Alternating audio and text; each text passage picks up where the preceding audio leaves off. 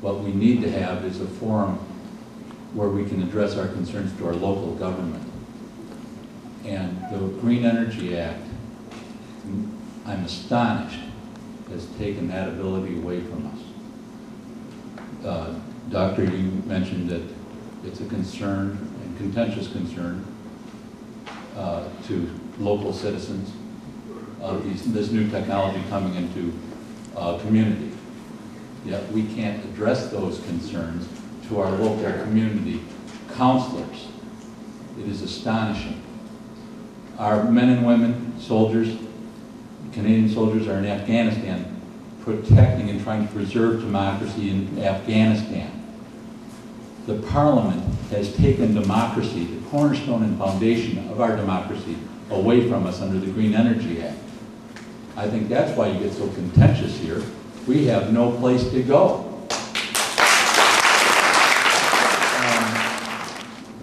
The people that are hurt don't care about studies. Let's talk to the people that are hurt. We don't need studies. Just talk to them. And I think if one person in our democracy is hurt, there's a problem. As an engineer, one of the biggest things that bothers me is public safety, the things that kill people immediately. I don't get into the medical things. I deal with the things where people can be killed. It bothers me, for example, when I read your presentation that you put on your website, where you talk of European experience for ice throw identifies 200 to 250 meters. Actually, in fact, sir, if you look at the most recent information, they base it on the size of turbines, not just on a number. Because as the turbines are getting bigger and bigger, the number gets bigger. Turbines that are going in some of the locations that these people over here are sitting, you know, with 95-meter hub heights and 90-meter blades, by the European number comes to 277.5 meters. And yet we have a province that is accepting 50 to 60 meters. I stood before the Legislative Assembly, you know, the committee studying this, and I said, as a professional engineer, I am putting my entire career on the line to tell you that that the setbacks they were then advocating, which was 125 meters, that the risk to public safety and public life was unacceptable. The response was to drop them to 50 to 60 meters. And they didn't tell me boo. I went to the public information meeting and said, like, what was the basis of the people who did this work? And I don't get an answer. We don't get answers, sir. One thing that I can echo what Bill said, I want some answers, definitely. I've gone to meetings here and there to get better received than in others. We had contentious meetings with council. But gradually councils come to basically see there's a lot of problems with these things where we are. Or potentially, we're still sitting and waiting for them to put the things up. Our school board is Thames Valley District. If it's not the largest board in Ontario, it's one of the largest, one of the top 5. They were not informed of this project by letter, as is required. The company simply made one phone call, supposedly, to the school, undocumented. That's how they were treated. No notification to residents, other than the silly, the mandatory or the minimal notification in the local paper, which only 30% or 40% of the people take, and many of the younger ones don't. So, to me, the whole thing has been disclosure. There's been very poor disclosure about this thing, and people are very angry where I'm from. Yeah, residents are not happy either.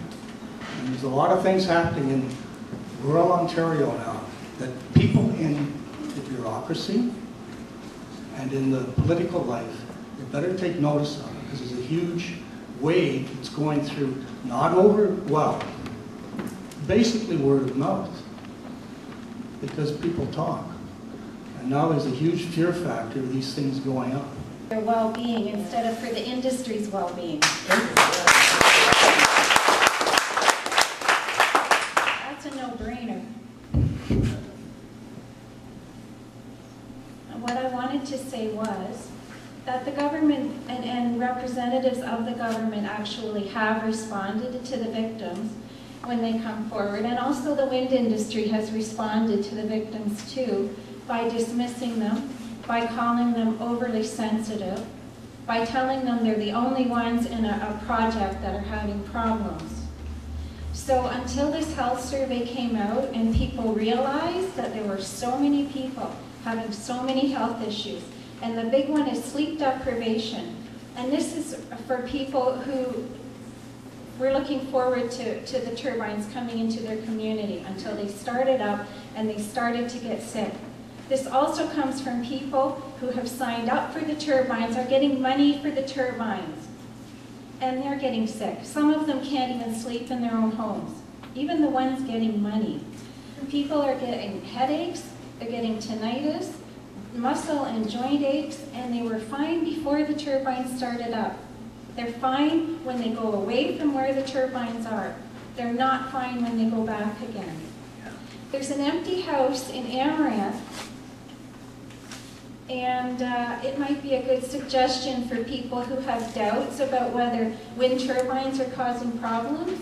It might be a good idea for some of these ministry people, some of these experts, to go spend about 3 months in that house.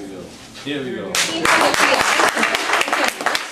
Try not to be antagonistic. I'm sorry, but the victims have been trying to get something done for but almost none 2 of us years have now. said there is not injury here. But you're saying I know you that can't there do is anything. suffering. So I'm helping to educate people. Wait. That's what I'm doing. I mean, I know that people are suffering, and that's why I'm here. And what will you do? Well, basically, all I can do is influence. I am not a politician. I am basically appointed as a medical officer's health. That's my job in public health. And I appreciate And we that you have asked very, for- very little political clout in the big picture. However, we have some. I appreciate you asked for the health study from the Gravers Health Unit. I really do. What I don't appreciate is a presentation that I thought was going so well until the very end, where we brought up if people maybe can have more input into where they're sited, or have more say into whether they get paid for these turbines, that maybe that would work better. These people are sick. And that's an All insult. Sick people. That's so insulting to the victims here tonight. I want you to know that. Yes. Thank you.